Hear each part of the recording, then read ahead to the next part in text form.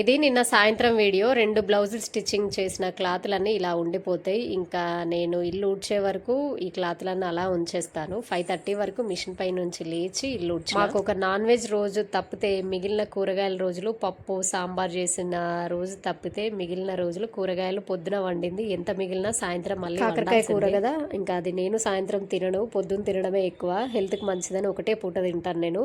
ఇంకా సాయంత్రం కొన్ని క్యారెట్, ఒక 4-5 క్యారెట్లు కట్ చేసి, ఆ వంట కూడా ఓపిక లేదు. ఎందుకంటే రంజన్ కోసమని బయటకు వెళ్ళినాము. 5 కిలోమీటర్స్ దూరం వెళ్ళినాం. అసలైతే మా లైన్ పక్కనే ఉంటుంది రంజన్లు, కుండలు అలా అమ్మే షాపు. నాకేం తెలుసు అంత దూరం తీసుకెళ్తారని, ఇంకేదైనా షాపింగ్ తీసుకెళ్తారనుకున్నాను. 5 కిలోమీటర్ల దూరం వెళ్తే అక్కడ రంజన్ లేవు. మళ్ళీ తిరిగి మా లైన్ పక్కనే వెళ్ళొచ్చినాం.